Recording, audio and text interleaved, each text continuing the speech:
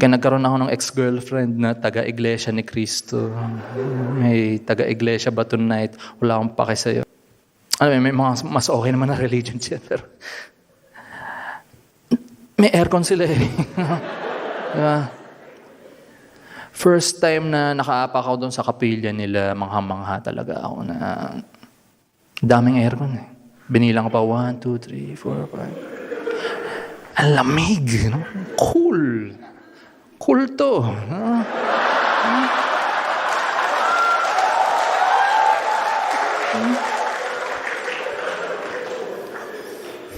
A few moments later. Nasawi sa pamamaril ang stand-up comedian na si Gold Dagal, na kilala sa kanyang matatapang na jokes tungkol sa isang religious group na pag-alamang matagal na umanong nakakatanggap ng death threats ang biktima bago mangyari ang insidente.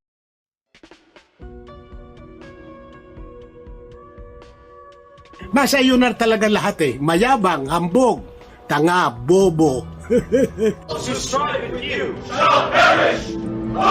Baka si Kaburnok walang alam sa Biblia, hindi niya naunawaan ang kanyang binabasa. Kaya ayaw mong pakita ng mukha kasi wala kang Amerikana, wala kang barong. Ano? Busted talaga ako. Pasensya na po kayo, Kaburnok, ano? 4 na taon na nating ipinagtatanggol ang pananampalatayang Katoliko. Ito ang Factbusters! Sa puntong ito ng ating programa, kung hindi ka pa nakasubscribe, pakiclick po ng subscribe button at ang notification bell para updated po tayo sa ating mga susunod na videos. Kaya, let's go at simulan na natin!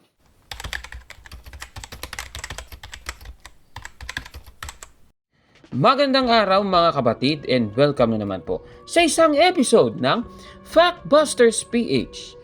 Babasahin muna natin ang Kawikaan 12:22. Ganito po ang sinasabi. Namumuhi si Yahweh sa taong sinungaling, ngunit ang tapat ay ligaya niya at aliw. Napakaliwanag po ng ating nabasa. Ibig sabihin, ang ating Panginoong Diyos ay namumuhi sa taong sinungaling. Klarong-klaro po yan.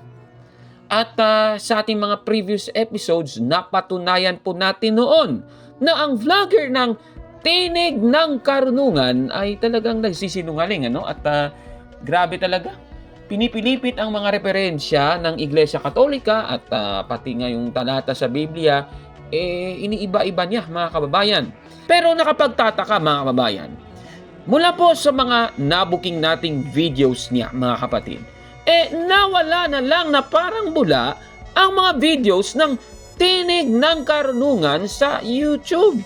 Nako halimbawa, una nating chinek yung channel niya noong March 18, 2025 ng alas 4 ng hapon at makikita na may 4 na videos na lang siya doon mga kababayan.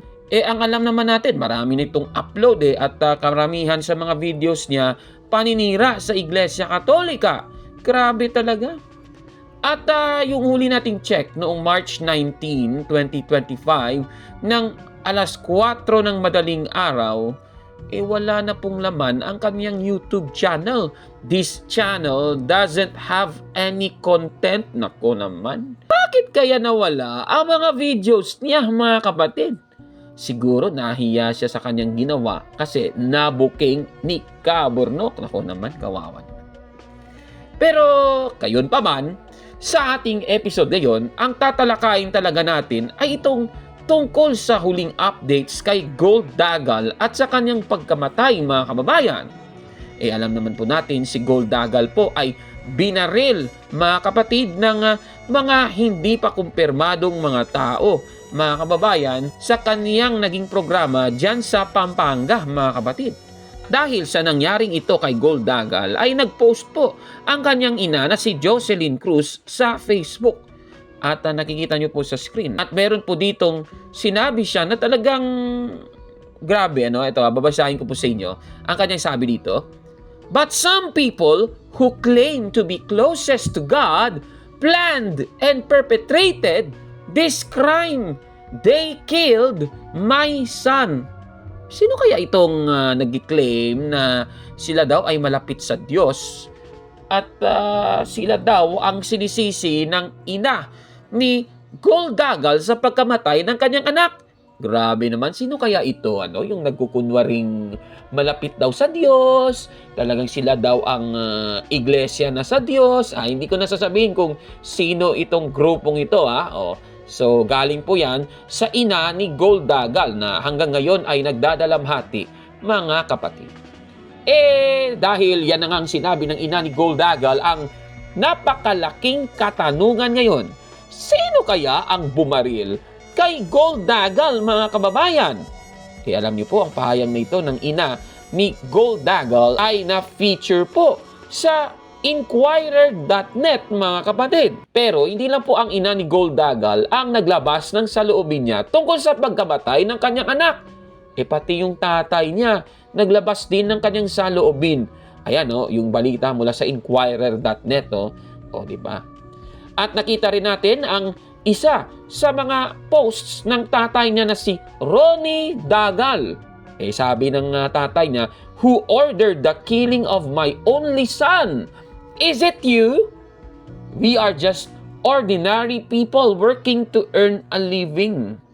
Pagkatapos, sabi niya, yung tatay daw ni Gold Dagal, ayon sa kanyang post, ay ang anak ng World War II veteran, mga kababayan, na dumipensa po sa independence ng ating bansa. Kaya ang tanong niya dito, how dare you do this to us? Grabe. Yung tatay pala ni Ronnie Dagal, si Ricardo Dagal, 17 years old, nang siya po ay sumabak para i-regain ang ating independence, mga kababayan. Ni-retract pala yung kanyang edad mula 17, ginawa pong 19 years old para makasali sa tinatawag nating regaining our independence, mga kababayan. Kaya nga yung sumbat niya dito, how could you do this to us? Why did you kill my son? Who ordered this? Sino kaya? Sino kaya ang bumaril? Nako sige. So yan po yung huli nating updates mula po sa nangyayari sa pagkamatay ni Gold Dagal, mga kababayan. Pero sa ating episode ngayon, tatalakayin natin ang pahayag ng isa na namang vlogger ng Iglesia ni Cristo di Manalo tungkol sa pagkamatay ni Gold Dagal, mga kababayan, si Apollo Manlawe, na sa kasalukuyan may mahigit 5,800 subscribers sa kanyang YouTube channel. Ano ba ang naging pahayag niya tungkol sa pagkamatay ni Gold Dagal? Ito, panoorin natin. May mga mas okay naman na religion siya, pero may aircon sila Diba? First time na nakaapak ako doon sa kapilya nila, mangha-mangha talaga ako na daming aircon Binilang ko pa 1, 2, 3, 4, 5. Ang lamig, no? Cool. Cool to. Ito, narinig nating tumatawa yung mga audience. Masaya sila sa ginawa ni Gold Dagal na pagsabi ng Iglesia ni Cristo ay kulto. Dahil marami naman talagang nagbibintang na kulto ang Iglesia ni Cristo. Pero kung pag-aralan mo ng mabuti ang Iglesia ni Cristo, makikita mong hindi ito isang kulto. Aba, grabe naman siya. Sige. So ayon po sa kanya, sinabi daw ni Gold Dagal na kulto ang Iglesia ni Cristo at hindi naman kulto ang kanyang kinaanibang Iglesia ni Cristo na itinayo sa Pilipinas. Tanong, totoo ba ito, mga kababayan? Susuriin natin yan, mga kapatid. Mula po sa naging pahayag ni Gold Dagal, ulitin nga natin yun. Kaya nagkaroon ako ng ex-girlfriend na taga-iglesia ni Cristo. May taga-iglesia ba tonight? Wala akong pake sa'yo. May mga mas okay naman na religion siya, pero may aircon sila Diba? First time na nakaapak ako doon sa kapilya nila, mangha-mangha talaga ako na daming aircon Binilang ko pa 1, 2, 3, 4, 5. Ang lamig, no? Cool. Cool to.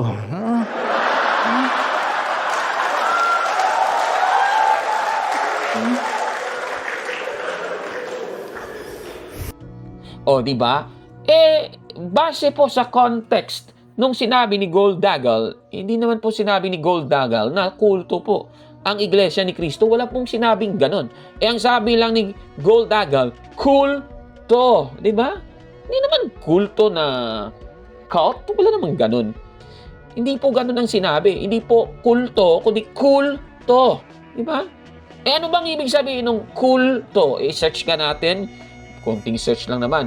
I-type mo lang sa Google. Meaning of Tagalog phrase kulto. Ang sabi, in Tagalog, kulto or kulto yan means that's cool or that's awesome and is used to express approval or admiration for something.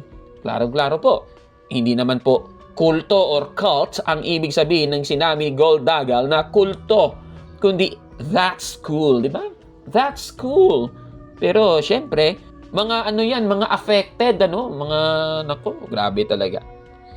Sino ba talaga kasi ang kulto? Sige.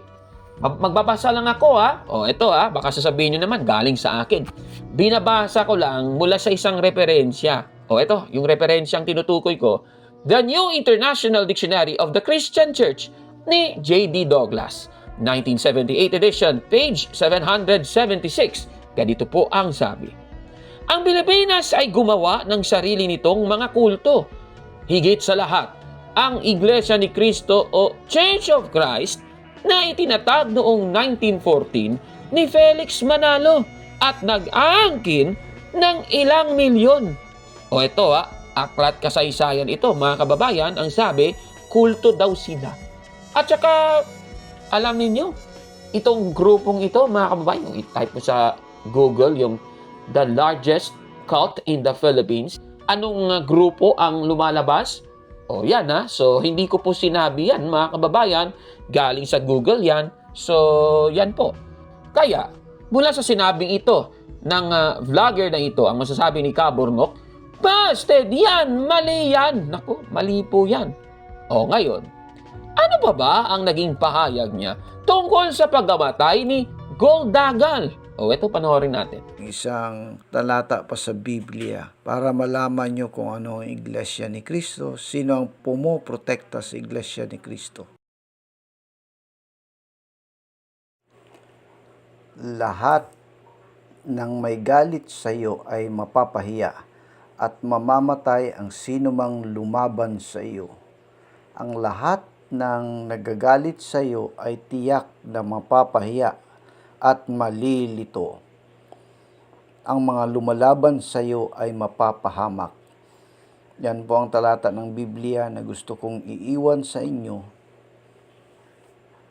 At alalahanin niyong lagi, ang Iglesia ni Cristo po ay protektado po ng talatang ito ng Biblia. Diba? Ayan na naman tayo.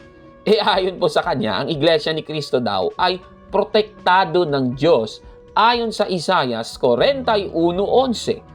Tanong, totoo ba ito, mga kababayan? Suriin niya natin. Ang sabi sa Magandang Balita Biblia, lahat ng may galit sa iyo ay mapapahiya at mamamatay ang sino mang lubaban sa iyo. Pagkatapos, sabi daw, ito daw ay associated sa Iglesia ni Cristo. Totoo ba na ang tinutukoy dito ay ang Iglesia ni Cristo ni Manalo? Sige nga, tingnan nga natin. Papasahin natin ang previous verse, yung binasa niya, Isaias 41:11. Ang babasahin ko, Isaias 41:8. Ganito po ang mababasa. Ngunit ikaw, Israel, na aking lingkod, lahi ni Abraham na aking kaibigan, ikaw ang bayang aking hinirang. Klarong-klaro po, ang tinutukoy dito, ang bayang Israel. Hindi po yung Iglesia ni Cristo ni Manalo. Walang ganun. Mga kababayan, mali. Diba?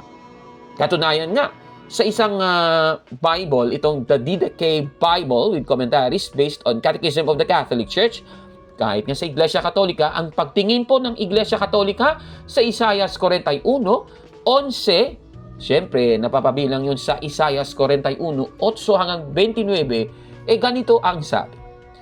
The Lord has a very special and paternal love for Israel and eagerly looked forward to restoring her to her homeland from her exile.